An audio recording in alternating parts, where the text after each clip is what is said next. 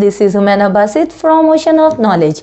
तो आज हम कर रहे हैं एक्सरसाइज 2.1।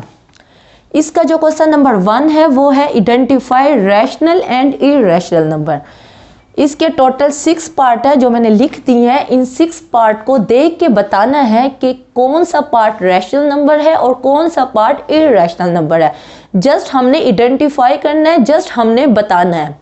सबसे पहले मैं आपको बता देती हूँ कि रैशनल नंबर कौन से होते हैं और इरैशनल नंबर कौन से होते हैं। आपने पढ़ा हुआ होगा, मैं फिर से आपको रिवाइज करवा देती हूँ ताकि आपका कॉन्सेप्ट क्लियर हो जाए।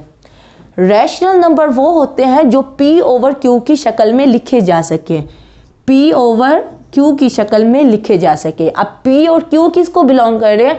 वो इंटीजर्स को बिलोंग कर रहे हैं। P और जो Q है वो Z को बिलोंग कर रहे हैं, जो इंटीजर्स का सेट है, यानी कि +1 +2 +3 -1 -2 -3 सो ऑन। इसी तरह सारे नंबर्स हो सकते हैं जो बट्टे की शक्ल में हो, जो फ्रैक्शन की शक्ल में हो, जो P ओवर Q की शक्ल में हो, उसको हम कहते हैं रैशनल नंबर्स।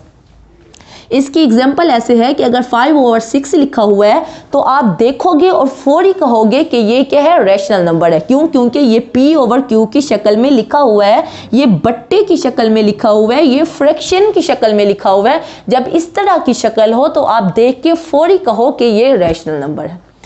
कभी होता है हमारे पास क्वेश्चन इस तरह का लिखा हुआ होता है 7.31। अब जब आप इसको देखोगे तो अब आपको कैसे पता चलेगा कि ये रैशनल नंबर है या इरैशनल नंबर है? अगर आपके पास डेसिमल वैल्यू हो, पॉइंट वाली वैल्यू हो। अब देखें 7.31 पॉइंट के बाद जो नंबर लिखे हुए हैं, 2 नंबर लिखे हुए हैं 31, यानी कि टर्मिनेट हो रहे हैं, ख़त्म हो रहे हैं। 31 के बाद कोई और डिजिट नहीं लिखा हुआ। जब इस तरह की वैल्यू, इस तरह के डेसिमल नंबर्स हों तो वो भी क्या होते हैं? वो भी रैशनल नंबर होते हैं।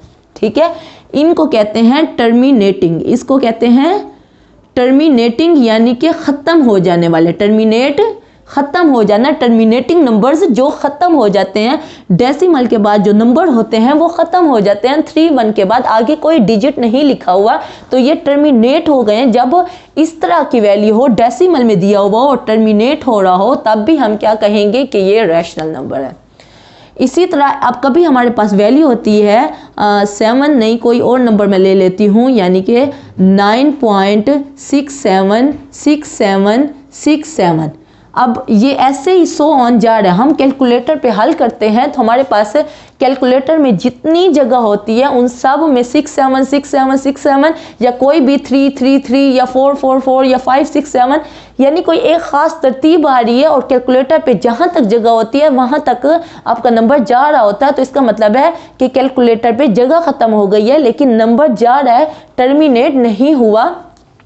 जब इस तरह की वैल्यू हो, यानी कि नॉन टर्मिनेटिंग, यानी कि ख़त्म नहीं हो रहा, इसको कहते हैं, ये है तो नॉन टर्मिनेटिंग लेकिन रिकॉर्डिंग है, यानी कि 67676767 एक ख़ास तरतीब में नंबर्स आ रहे हैं। तो इसको क्या कहते हैं?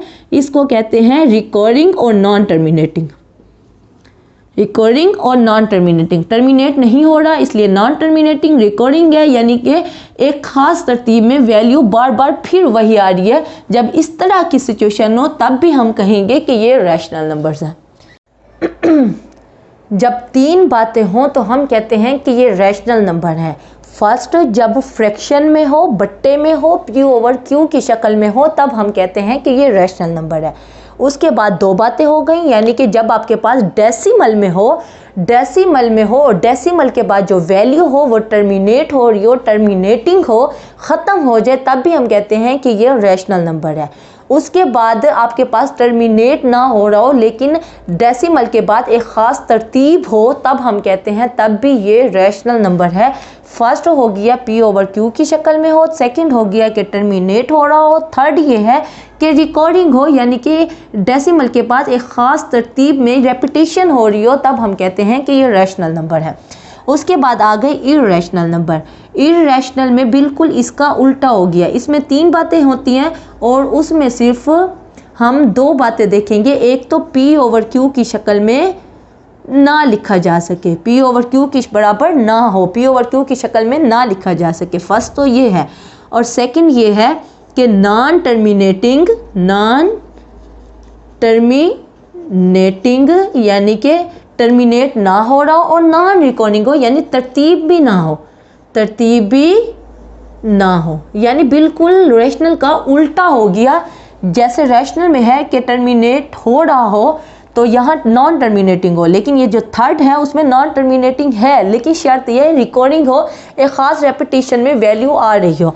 इसमें दूसरी शर्त है कि नॉन टर्मिनेटिंग हो और नॉन रिकॉर्डिंग हो, यानी इसकी बात ऐसे हो गई जैसे 3.5682410 यानी ये ऐसे ही जा रहा है लेकिन कोई ख़ास तरतीब नहीं है। एक तो नॉन टर्मिनेटिंग है, ख़त्म नहीं हो रहा, और दूसरा नॉन रिकॉर्डिंग है यानी कोई रेपिटेशन नहीं आ रही, कोई वैल्यू सेम नहीं आ रही, कोई ख़ास तरतीब नहीं पता चल रही, कोई ऐसे ही रैंडम नंबर दिए हुए हैं। तब इस तरह की सिचुएशन हो तब भी हम कहते हैं कि वो इर्रेशनल नंबर है। और दूसरी शर्त वही जो P/Q की शक्ल में ना लिखा जा सके। अब क्वेश्चन नंबर 1 के ये टोटल 6 पार्ट लिखे हुए हैं और हमने जस्ट आइडेंटिफाई करना है कि वो रैशनल है या इर्रेशनल है। स्क्वायर रूट 3 है, स्क्वायर रूट 3 देख के पता चल रहा है कि ये स्क्वायर रूट 3 है, यानी कि P/Q की शक्ल में हम नहीं लिख सकते। स्क्वायर रूट 3 अगर आप कहो कि स्क्वायर रूट 3 और नीचे डिनोमिनेटर में 1 तो होता है, लेकिन देखें ये तो Q को बिलोंग कर रहा है यानी कि इंटीजर्स को बिलोंग कर रहा है, लेकिन जो स्क्वायर रूट 3 है, जो स्क्वायर रूट 3 है वो बिलोंग नहीं कर रहा Z को, क्योंकि Z में तमाम इंटीजर्स होते हैं, प्लस और माइनस में तमाम इंटीजर्स होते हैं। जो स्क्वायर रूट वाले होते हैं वो Z को बिलोंग नहीं करते। तो इसका मतलब है ये P/Q की शक्ल में हम नहीं लिख सकते, क्योंकि जो स्क्वायर रूट 3 है ये कभी भी P नहीं हो सकता, क्योंकि P जो है वो Z को बिलोंग करता है, इंटीजर्स को बिलोंग करता है, और इंटीजर्स के सेट में स्क्वायर रूट 3 नहीं है। ठीक है, तो ये क्या हो गया, ये इर्रेशनल नंबर हो गया, ये इर्रेशनल नंबर हो गया। सेकंड को देखें, देख के पता चल रहा है ये P/Q की शक्ल में है, फ्रैक्शन की शक्ल में है, बट्टे की शक्ल में है। जो 1 है वो भी इंटीजर है, जो 6 है वो भी इंटीजर है, तो ये क्या होगा, ये रैशनल नंबर होगा। ठीक है, जो पाई है, पाई की वैल्यू आप कैलकुलेटर पे निकालो, कोई ऐसे ही वैल्यू बनती है 3.14145 ऐसे ही कोई वैल्यू बनती है जो ऐसे ही जा रही होती है। तो इस तरह की वैल्यू है, क्योंकि टर्मिनेट नहीं हो रही, ख़त्म नहीं हो रही, और कोई ख़ास तरतीब भी नहीं है। 1 4 है, फिर 1 है, लेकिन फिर 5 है, यानी कोई ख़ास तरतीब नहीं है जिससे पता चले कि ये रिकॉर्डिंग है। तो इसलिए ये नॉन टर्मिनेटिंग है और नॉन रिकॉर्डिंग है, तो ये क्या होगी, ये भी इर्रेशनल नंबर होगा, इर्रेशनल नंबर होगा। थर्ड, फोर्थ को देखें, देख के पता चल रहा है P/Q की शक्ल में है, 15 और 2 15P हो गया, 2Q हो गया, और दोनों इंटीजर्स को बिलोंग कर रहे हैं, तो ये क्या होगा, ये रैशनल नंबर होगा। मैंने जस्ट R लिख दिया, आपको पता चल जाए कि ये रैशनल नंबर है, जो फोर्थ पार्ट है। फिफ्थ को देखें, डेसिमल के बाद जो वैल्यू है वो 2 वैल्यू लिखी हुई है, उसके बाद टर्मिनेट हो रहा है, ख़त्म हो रही है वैल्यू, तो टर्मिनेटिंग हो गया। तो टर्मिनेटिंग में जो है वो क्या होता है, वो रैशनल नंबर होता है। तो फिफ्थ भी क्या हो गया, वो रैशनल नंबर हो गया। स्क्वायर रूट 29 है, ये जैसे स्क्वायर रूट 3 है इर्रेशनल है, वैसे ये भी इर्रेशनल है, क्योंकि इसको P/Q की शक्ल में नहीं लिख सकते, क्योंकि P स्क्वायर रूट 29 नहीं है। इंटीजर्स में, इंटीजर्स के सेट में स्क्वायर रूट 29 नहीं हो सकता, इसलिए ये भी क्या है, ये इर्रेशनल नंबर है। ठीक है, बात समझ आ गई।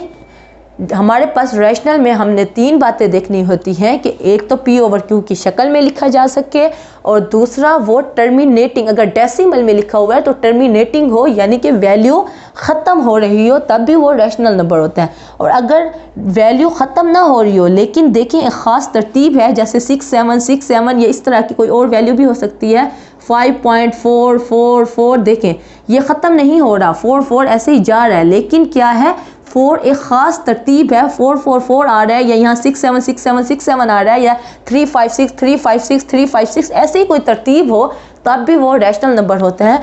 तो ये रैशनल नंबर की 3 बातें हैं, और इर्रेशनल की है जो P/Q की शक्ल में ना लिखा जा सके, और जो नॉन टर्मिनेटिंग हो, नॉन रिकॉर्डिंग हो, यानी कि ख़त्म भी ना हो रहा हो, जैसे ये है, और नॉन रिकॉर्डिंग है, कोई तरतीब भी नहीं है, कोई रेपिटेशन भी नहीं है, कुछ नहीं पता चल रहा है, ऐसे ही रैंडम नंबर लिखे हुए हैं 5 6 8 2 4 1 0, यानी कोई तरतीब नहीं है, तब भी ये इर्रेशनल नंबर होगा। तो क्वेश्चन नंबर 1 हमारा हो चुका है। अब हम चलते हैं क्वेश्चन नंबर 2 की तरफ।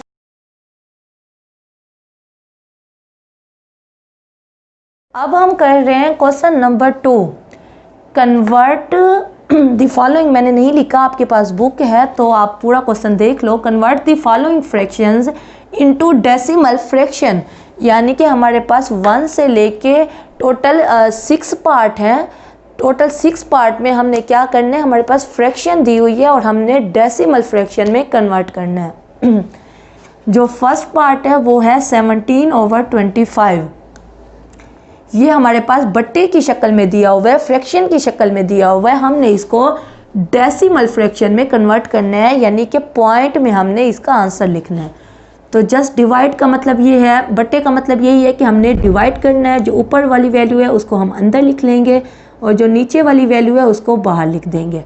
अब 25 को हम किससे मल्टीप्लाई करें, 17 है तो हमें पता चल रहा है कि 17 छोटी वैल्यू है और 25 बड़ी वैल्यू है। तो इसके लिए हमें क्या करना पड़ता है, इसके लिए हमें पॉइंट लगाना पड़ता है। जब पॉइंट लगाते हैं तो 117 के साथ हम 0 लगा सकते हैं।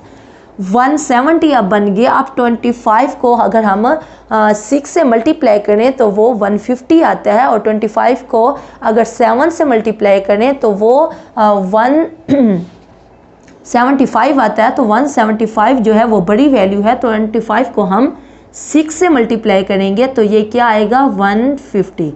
25 को हमने 6 से किया तो 150 आए। 25 को अगर 7 से करें तो वो 175 आता है, लेकिन हमने वैल्यू जो बनानी है वो 170 बनानी है या 170 से कम। तो इसलिए हमने 25 को 6 से मल्टीप्लाई किया तो यहाँ क्या आ गया, 150। तो 170 में से 150 माइनस होगा तो क्या आ जाएगा, 20। अब 20 फिर छोटी वैल्यू है, पॉइंट एक दफ़ा जब हम लगा लेते हैं तो जहाँ जहाँ हमें 0 ज़रूरत होता है, जहाँ छोटी वैल्यू होती है उसको बड़ी वैल्यू बनाना होता है तो उसके साथ 0 हम लगा सकते हैं। क्योंकि ऊपर पॉइंट एक दफ़ा लगा दिया, फिर हमें पॉइंट नहीं लगाना पड़ता। पॉइंट एक दफ़ा लगा लिया है तो हमने एक और 0 भी नीचे उतार लिया।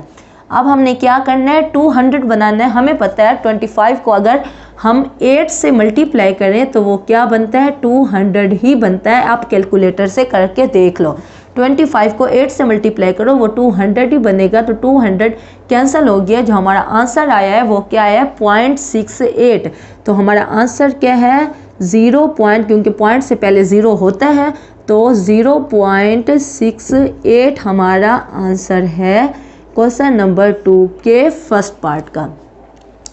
क्वेश्चन नंबर 2 के टोटल सेकंड से लेके 6 तक जो पार्ट है वो सेम टू सेम ऐसे ही है। आप कैलकुलेटर उठा के बैठो और डिवाइड करना है तो ऊपर वाली वैल्यू को अंदर रखो और नीचे वाली वैल्यू को बाहर रखो, और हमेशा जो अंदर वाली वैल्यू होगी वो छोटी होगी। मैं इस क्वेश्चन नंबर 2 की बात कर रही हूँ।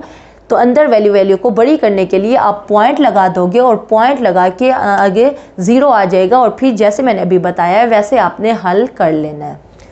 तो क्वेश्चन नंबर 2 के टोटल 6 पार्ट हैं और सारे के सारे ऐसे ही हैं जैसे मैंने अभी आपको पार्ट 1 करवाया है। तो 6 पार्ट आपसे इजीली हो जाएंगे। अगर कोई पार्ट आपसे ना हो तो आप नीचे कमेंट में कहना, मैं इंशाल्लाह नेक्स्ट क्लास में वो पार्ट समझा दूंगी।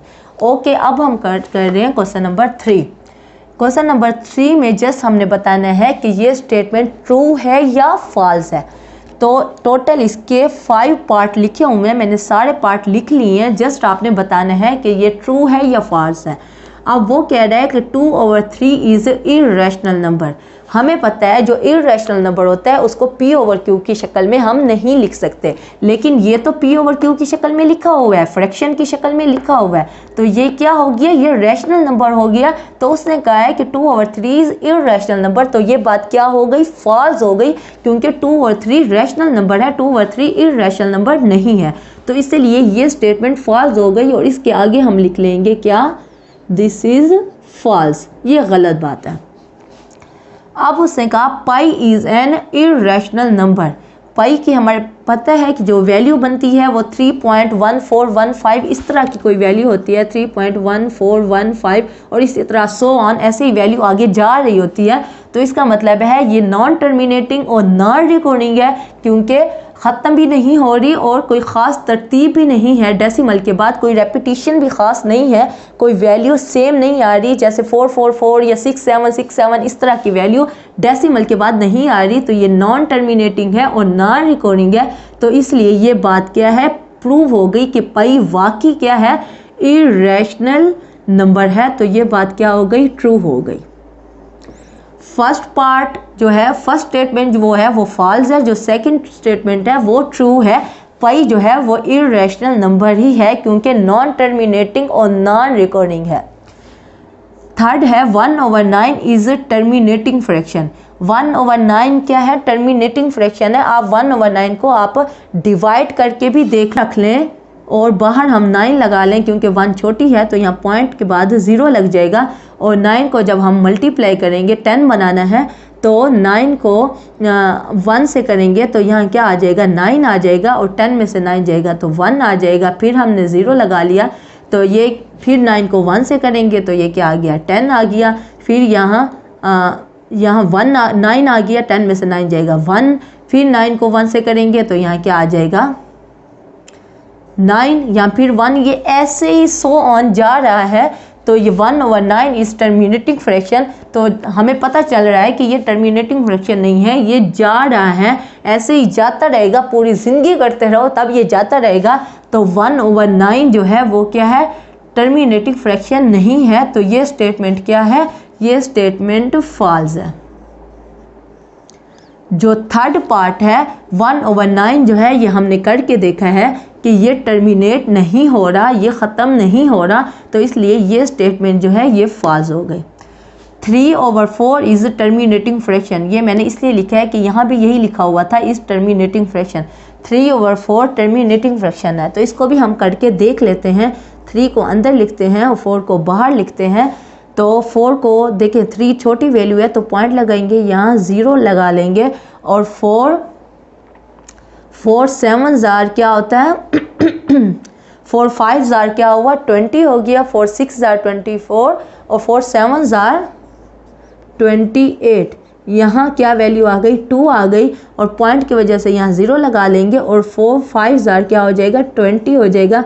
हमारे पास जो आंसर है वो 0.75 है, क्योंकि टर्मिनेट हो रहा है। 3/4 क्या हो गया, इज टर्मिनेटिंग फ्रैक्शन। तो ये बात ट्रू हो गई कि ये वाकई टर्मिनेटिंग है, ये वाकई ख़त्म हो रहा है। हमने डिवाइड करके देख लिया है कि ये वाकई ख़त्म हो रहा है, टर्मिनेटिंग है। तो ये जो स्टेटमेंट है ये ट्रू है। 4/5 is a recording fraction. Recording क्या होती है, यानी कि एक ख़ास डेसिमल के बाद एक ख़ास तरतीब आ रही हो। तो हम 4/5 को करके देख लेते हैं। 4 को अंदर लगाया, 5 को बाहर लगाया, पॉइंट लगा देंगे, यहाँ 0 आ जाएगा। और 5 4 जार क्या होता है 5 8 जार हो जाएगा 40 हो जाएगा। और ये हमारे पास 0 हो गया। तो हमारे पास जो आंसर आया है वो 0.8 है।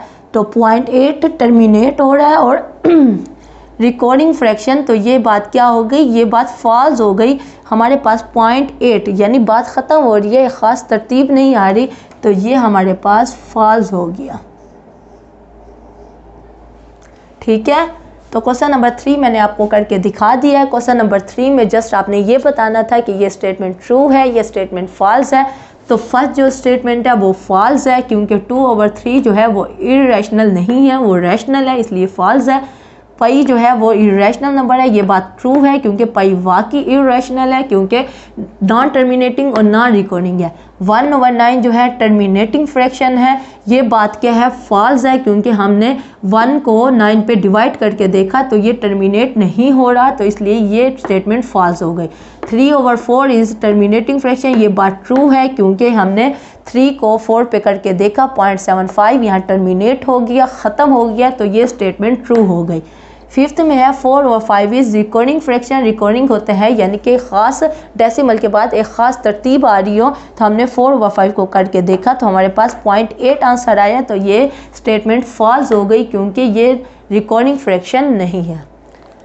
तो क्वेश्चन नंबर 3 भी हमारा हो चुके हैं। अब हम चलते हैं क्वेश्चन नंबर 4।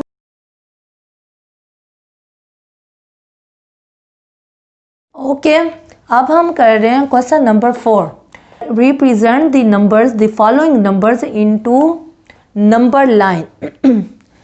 1 से लेके 6 तक पार्ट दिए हुए हैं और इन नंबर्स को हमने नंबर लाइन पे रिप्रेजेंट करना है, शो करना है। तो सबसे पहले आप फर्स्ट पार्ट को देखो 2/3। तो आप क्या करोगे, जस्ट आप डिवाइड करके देख लो, क्योंकि यहाँ हम पॉइंट लगाएंगे और ये 20 हो जाएगा। तो 3 6 क्या हो जाएगा 18, तो यहाँ माइनस होगा तो बाकी 2 बच जाएगा, यहाँ 20 होगा, फिर 3 6 तो ऐसे ही फिर 2 आ जाएगा और ये सो ऑन। तो हमारे पास जो नंबर बन रहा है 0.666 ऐसे ही जा रहा है, तो इसको अगर हम इकट्ठा करके लिखें तो वैल्यू बनेगी 0.67। ठीक है, अब देखें ये जो वैल्यू है इसको देखें कि ये कहाँ पे शो होगी। सबसे पहले नंबर लाइन लगा लें, ये नंबर लाइन लगा लिया आपने, फुट की मदद से, स्केल की मदद से सीधी लाइन लगानी है। तो यहाँ हमारे पास 0 नंबर हो गया, और यहाँ जो होते हैं, जो हमारा राइट साइड पे होते हैं ये पॉजिटिव होते हैं, और जो लेफ़्ट साइड पे होते हैं ये नेगेटिव होते हैं। यहाँ 1 हो गया, यहाँ -1, यहाँ 2, यहाँ -2, यहाँ 3, यहाँ -3, और इसी तरह सो ऑन ऐसे ही जा रहा है। तो आपने ये ध्यान रखना है कि जो फासला है वो एक जैसा ही रखना है, स्केल की मदद से एक जैसा फासला रखना है। 0 और 1 के दरमियान जो फासला हो 1 और 2 के दरमियान, और 2 और 3 के दरमियान वही फासला हो। ऐसे ही 0 और -1 के दरमियान, और -1 और 2 के दरमियान, सब के दरमियान जो फासला हो वो सेम हो। अब ये हमारी नंबर लाइन बन गई है। हमने नंबर लाइन पे रिप्रेजेंट करना है नंबर्स को। इस नंबर को हमने रिप्रेजेंट करना है कि इस नंबर लाइन पे वो कहाँ पे शो होगा, कहाँ पे लिखा जाएगा। हमने इसको डिवाइड किया तो हमारे पास जो आंसर आया वो आया 0.67।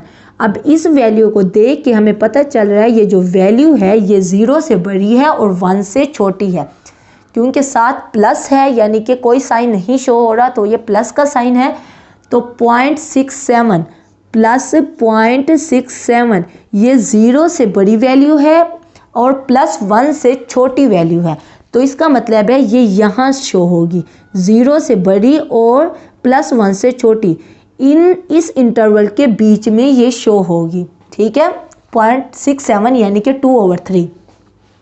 ये जो हमने डिवाइड किया है ये सिर्फ ये देखने के लिए कि हमारे किस इंटरवल पे नंबर शो होगा। जो 2/3 है वो 0 और 1 के दरमियान शो होगा, क्योंकि जो आंसर आया वो 0.67 है, 0 से बड़ा है 1 से छोटा है, तो 0 और 1 के कहीं किसी पॉइंट पे ये नंबर शो होगा। ठीक है, अब ये है 2/3। अब इसको आप देखो डिनोमिनेटर में, देखो कि डिनोमिनेटर में क्या नंबर है। डिनोमिनेटर में 3 नंबर है, तो इसका मतलब है 0 और 1 के दरमियान हमने जो डिस्ट्रीब्यूशन करनी है, हमने जो फासला करना है वो कितना करना है, वो 3 का करना है। यानी कि हमारे पास 3 हिस्से हो जाने चाहिए, इस इंटरवल में 3 हिस्से हो जाने चाहिए, क्योंकि डिनोमिनेटर में 3 है।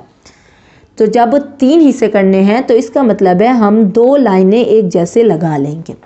ऐसे ही है, देखिए 3 हिस्से हो गए, 1 हिस्सा, 2 हिस्सा और तीसरा हिस्सा। ठीक है, जब हमारे पास 3 हिस्से हमने करने हो तो हम 2 लाइनें लगाते हैं, जब 4 हिस्से करने हो तो हम 3 लाइनें लगाते हैं। ऐसे ही जितने डिनोमिनेटर में नंबर लिखा हुआ होगा उससे हम कम लाइनें लगाएंगे तो उतने हिस्से हो जाएंगे। क्योंकि हमने 3 हिस्से करने थे तो हमने 2 लाइनें लगाई, क्योंकि 0 और 1 ये तो पहले ही खड़े हुए हैं, ये 2 लाइनें हमने लगाई, तो एक हिस्सा, दूसरा हिस्सा और तीसरा हिस्सा हमारे पास आ गया।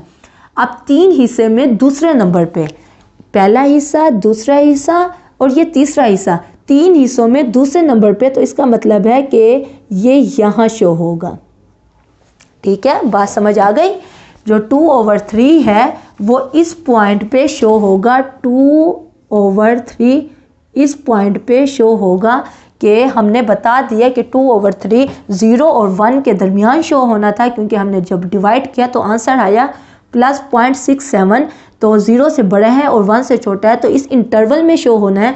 तो हमने जब फ्रैक्शन देखा तो डिनोमिनेटर में 3 है, तो इसका मतलब है हमें 3 हिस्से होने चाहिए 0 और 1 के दरमियान, 0 और 1 के इंटरवल में 3 हिस्से होने चाहिए। तो 3 हिस्से थे तो हमने 2 लाइनें लगाई, जब 2 लाइनें लगाई तो 3 हिस्से बन गए, एक हिस्सा ये, दूसरा हिस्सा ये और तीसरा हिस्सा ये।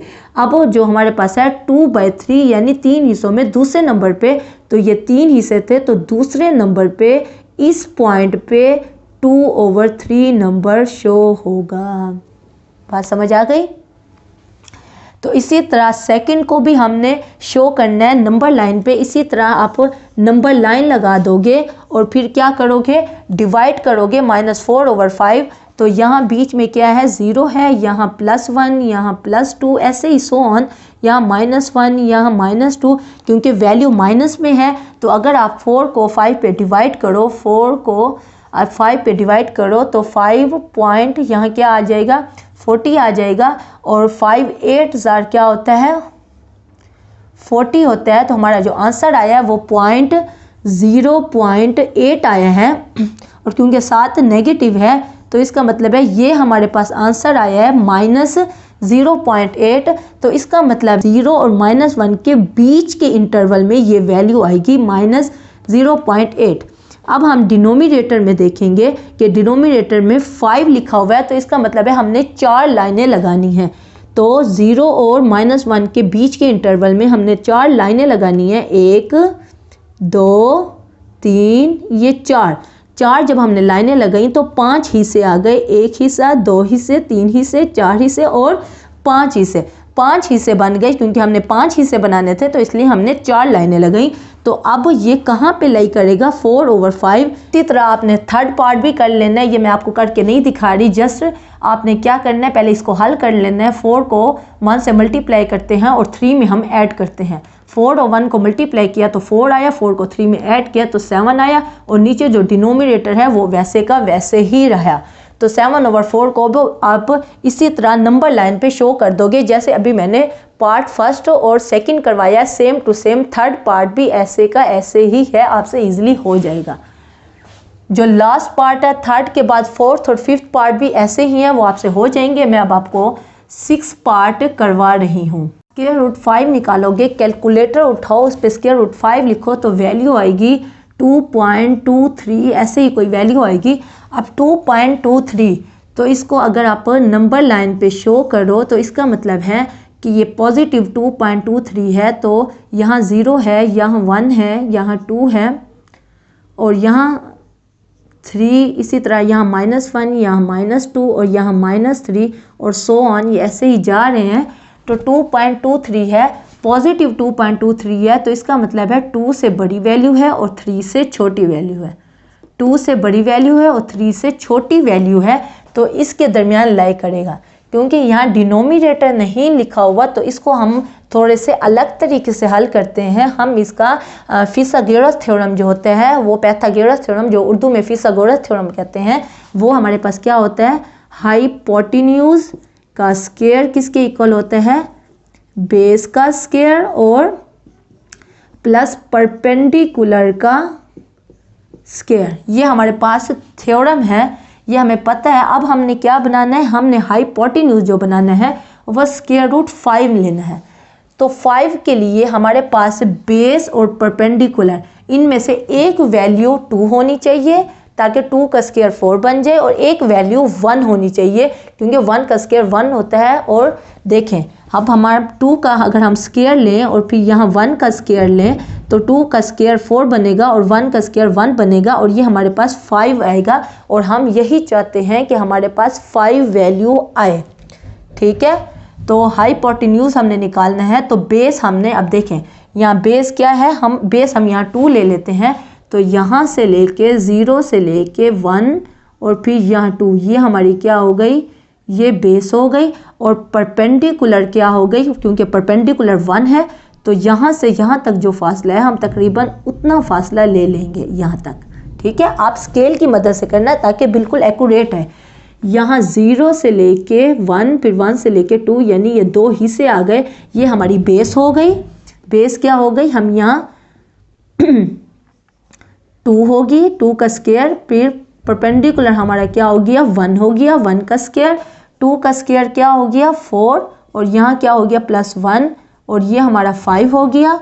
क्योंकि हमने हाइपोटेन्यूज का स्क्वायर निकालना है। स्क्वायर को ख़त्म करने के लिए दोनों तरफ क्या ले लेंगे, स्क्वायर रूट ले लेंगे, तो ये इससे कट जाएगा। इसका मतलब है ये जो है ये हमारी बेस हो गई, ये हमारी परपेंडिकुलर हो गई, और ये हमारी हाइपोटेन्यूज हो गया, यानी कि क्या हो गया, √5, ठीक है, इसको हमने ऐसे ही हल करना है कि ये हमारे पास स्क्वायर रूट 5 हो गया, यहाँ हमारे पास ये बेस हो गई, ये हमारा परपेंडिकुलर हो गया और ये हमारा हाइपोटेन्यूज हो गया।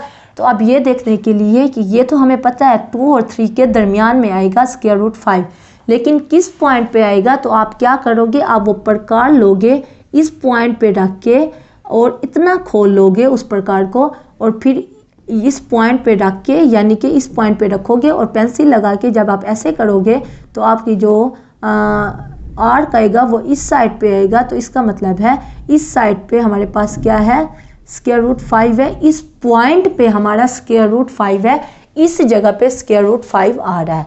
2.23 यानी 2 और 3 के बीच में आना था 2 और 3 के बीच में आना था, तो हमने इस पॉइंट पे प्रकार रखी और इस पॉइंट पे हमने प्रकार रेडियस जो रखा वो क्या रखा, वो स्क्वायर रूट 5 रखा। तो इस पॉइंट पे यहाँ से हमने आर्क ली, तो यहाँ इस पॉइंट पे हमारा आर्क आया, तो हमने कहा इस पॉइंट पे स्क्वायर रूट 5 है। ठीक है, बात समझ आ गई। तो क्वेश्चन नंबर 4 हमारा हो चुका है। अब हम चलते हैं क्वेश्चन नंबर 5 की तरफ।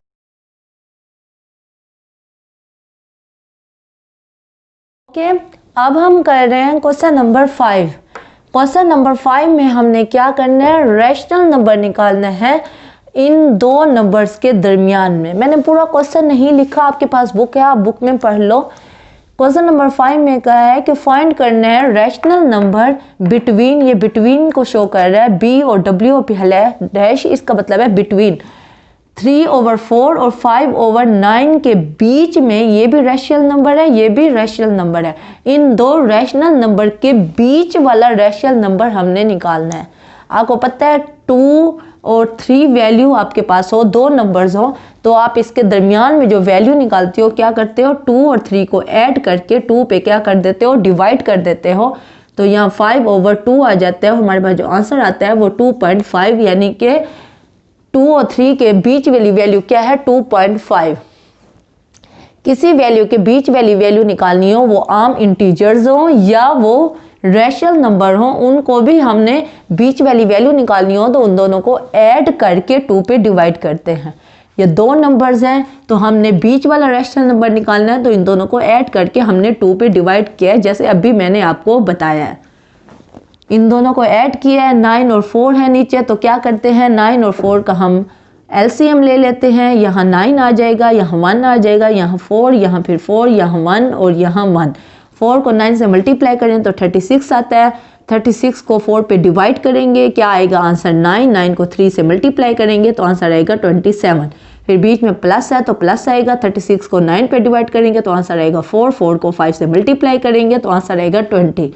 और नीचे 2 वैसे का वैसे ही आ रहा है। 27 + 20 47/36 और यहाँ डिनोमिनेटर में 2 आ रहा है। जब हमारे पास रैशनल नंबर दिया हुआ हो और ऊपर न्यूमिनेटर में हो तो उसको हम नीचे लेके आते हैं, जो नीचे वाली वैल्यू होती है वो नीचे ही चली जाती है। तो हमने इसको 47/36 लिख लिया और ये 1/2 ही था ना, ये 2 नीचे था तो इसको हमने साथ मल्टीप्लाई करके अलग लिख लिया। 47/36 आ गया, फिर मल्टीप्लाई करके 1/2 हमने लगा लिया। ये 36 नीचे चला गया, यानी 2 से मल्टीप्लाई हो गया 36। ठीक है, 47 1 से मल्टीप्लाई होगा तो 47 आ जाएगा, 36 2 से होगा तो 72 आ जाएगा। और ये आंसर है क्वेश्चन नंबर 5 का, यानी 3/4 और 5/9 के जो बीच वाली वैल्यू है वो है 47/72। जैसे 2 और 3 के बीच वाली वैल्यू 2.5 है, इसी तरह 3/4 और 5/9 दो रैशनल नंबर के बीच वाला जो रैशनल नंबर है वो है 47/72। ये आंसर है क्वेश्चन नंबर 5 का। ठीक है, बात समझ आ गई। अब हम कर रहे हैं क्वेश्चन नंबर 6।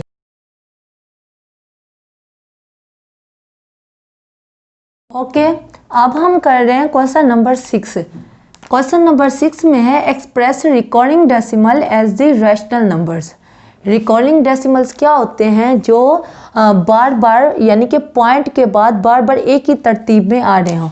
अब ये देखें, ये फर्स्ट पार्ट है क्वेश्चन नंबर 6 का, इसमें उसने 0.5 उसके ऊपर हैश लगाया हुआ है। हैश का मतलब है कि ये वैल्यू है 0.5555, ऐसे ही जा रहा है, कोई हद नहीं है, कोई लिमिट नहीं है।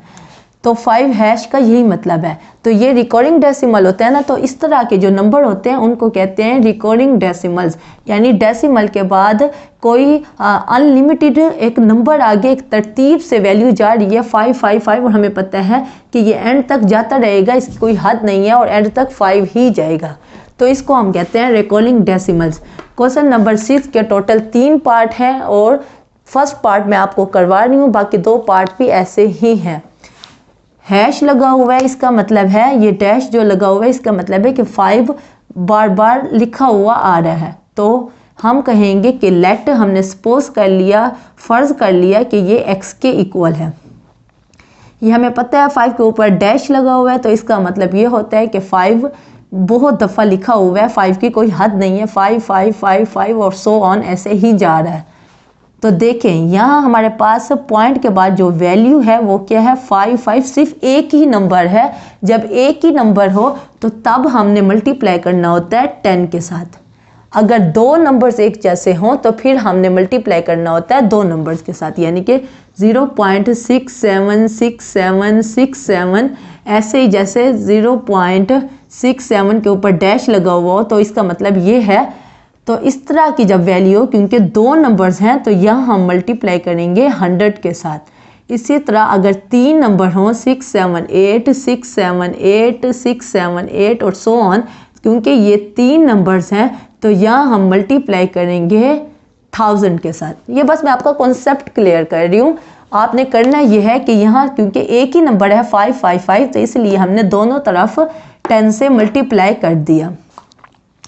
तो सेकंड पार्ट में मेरे ख्याल में 2 नंबर्स हैं तो आप 100 से मल्टीप्लाई करोगे, जैसे यहाँ 10 से मल्टीप्लाई किया, पार्ट 2 में आप 100 से मल्टीप्लाई करोगे क्योंकि 2 नंबर्स होंगे। तो यहाँ 10 से मल्टीप्लाई कर दिया तो यहाँ 10x आ गया, और यहाँ जब 10 से किया तो आप कैलकुलेटर से मल्टीप्लाई करके देखो 0.555 को मल्टीप्लाई करो 10 के साथ, तो हमारे पास जो वैल्यू बनेगी वो बनेगी 5.555 और सो ऑन ऐसे ही जा रहा है। इसको हमने 1 का नाम दिया था, जिसको हमने x के इक्वल किया था, और 555 लिखा हुआ था, इसको 1 का नाम दिया था और इसको 2 का नाम दिया है। तो 2 में से 1 को क्या कर दिया, हमने माइनस कर दिया, इसमें से इस वैल्यू को माइनस किया तो 10x इससे माइनस हो जाएगा और ये वाली वैल्यू इससे माइनस हो जाएगी। 10x में से माइनस होगा x है, यहाँ कोई कोफिशिएंट नहीं लिखा हुआ तो इसका मतलब है 1x है। तो 10x में से 1x माइनस हो जाएगा तो 9x बनेगा। 5.555 में से माइनस होगा 0.555। देखें यहाँ 5 है, यहाँ 0 है, 5 में से 0 गया तो 5 ही आया, लेकिन 0.555 और 0.55 सेम है, तो 0.555 में से ये क्या हो जाएगा, माइनस हो जाएगा, तो हमारे पास अकेला 5 ही बचेगा, क्योंकि यहाँ 5 ही बचा, ये इसमें से माइनस हो गया। ठीक है, तो 9x इज इक्वल टू 5 है, 9x से मल्टीप्लाई हो रहा है तो 9 जाके डिवाइड हो जाएगा, हमारे पास x की वैल्यू आ जाएगी जो कि है 5/9। और हमने यही काम करना है, एक्सप्रेस रिकॉर्डिंग डेसिमल। ये रिकॉर्डिंग डेसिमल है कि 5 बार बार आ रहा है और कोई हद नहीं है, तो ऐसी वैल्यूज़ को रिकॉर्डिंग डेसिमल्स कहते हैं, जो ये पार्ट 1 दिया हुआ है।